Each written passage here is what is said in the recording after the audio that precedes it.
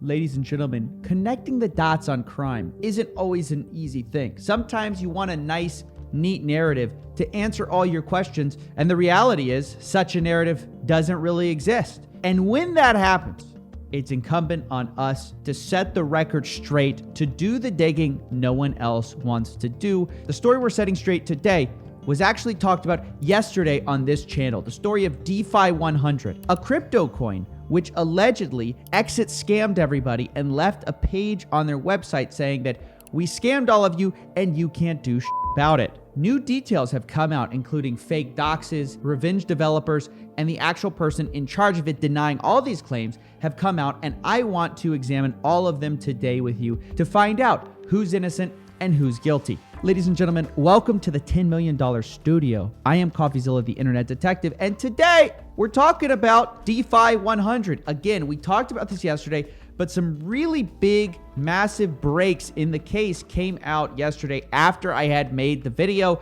and I want to talk to you guys about them today to make sure that we're all on the same page, because the last thing I want to do is leave you with misinformation, unclarified, unexamined. Now let's start from the beginning. Yesterday, a website selling DeFi 100 tokens put up this image on their website, and quickly crypto accounts began reporting on this. The most notable was Mr. Whale, who said, breaking DeFi 100 coin exit scams and runs away with $32 million in investor funds. But personally, I was interested in finding out who was responsible for this. I told everyone, if you have a tip who the developer might be, my DMs are open. I've been trying to hunt them down all morning. I also warned everyone that someone had already been falsely doxxed because he was thought to be in connection with DeFi 100, but he wasn't.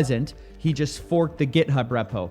And as an aside, don't dox people unless you're sure that they're actually part of something, because I've seen now multiple doxing of the developers that I don't think they actually were the main guy. And I actually got the person who first leaked this dox to remove it because it wasn't actually the guy that they thought it was. But anyway, I said this, and I got a response. Blog claimed that he was the developer of DeFi 100's website, and he had to put the message up to bring out the developers from hiding. And then he gave his Telegram handle right here, Kiss My Axe. Now, at the same time this was happening, DeFi 100's official Twitter account, which last tweeted on March 15th, also went public and started posting things. On May 23rd, they said the website was hacked yesterday and the message was shown by the hackers. It has been taken down. In response to this, Crypto Whale says they were doxxed and now are trying to claim they were hacked. Nice try to cover it up. No one believes it, but I wanted to investigate it anyways. So I contacted this guy, Blog, which I kind of expected to be a troll or something like that. I got a lot of troll accounts telling me that they were connected or they knew who this guy was. And of course, they ended up not.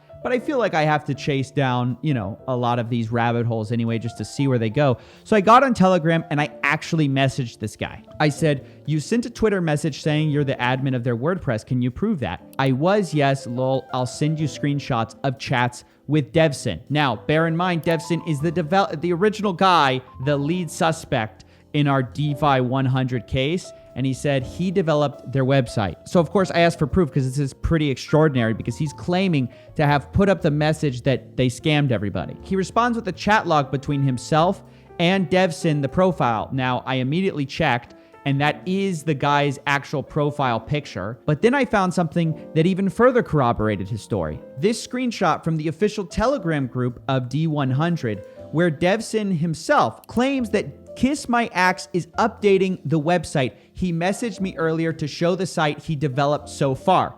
Wow, this is actually a massive break in the case. We still don't know who Devson is, but now we know who's responsible for posting this message of we scammed you guys and you can't do shit about it. Now, interestingly, he signs off Devson, but now he's saying that actually it was him that put up the message, the guy who originally made the website. So I have asked, of course, why would you do that? He responds that basically for 2 months, the project was dead and the guy had basically abandoned the project. And when the project began to fail, he had originally offered to do website work for free. He completed the website for them and basically was trying to launch the coin, but Devson stopped responding. After waiting 2 months, seems like he got tired and decided it was his job to bring Devson to justice. Now, at this point, I'm wondering a lot of things about this guy's motives, why he would do this. So, of course, I asked him if he lost money in the project. He said yes.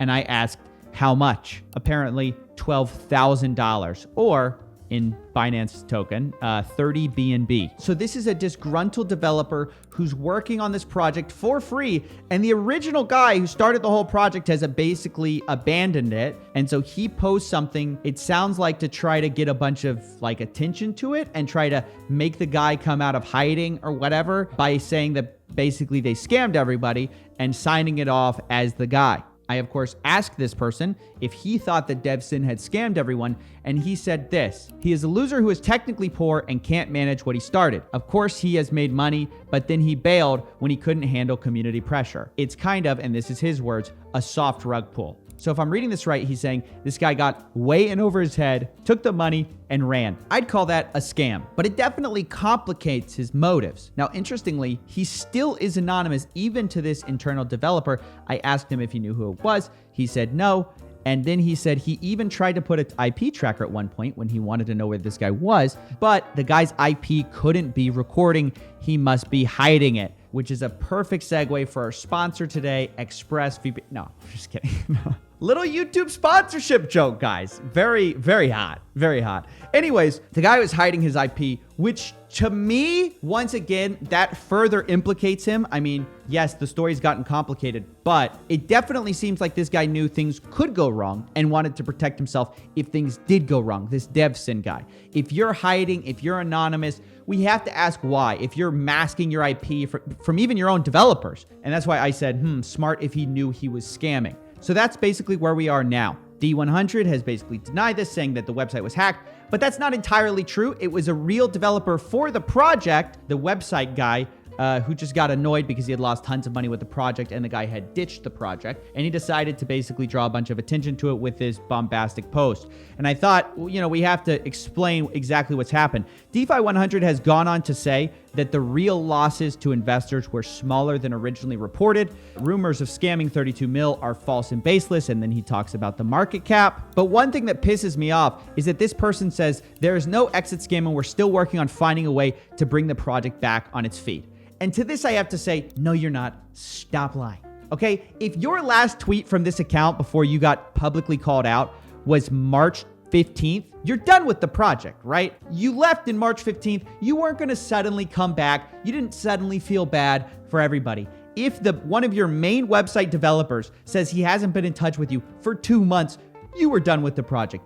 You feel bad because you got caught out, but you were done with the project. So I really hate to see this backpedaling or whatever. And you know what? This developer, he's anonymous. You can't trust him no matter what, especially if he tries to start a new coin or something saying he's going to make everyone's money back. Do not trust him.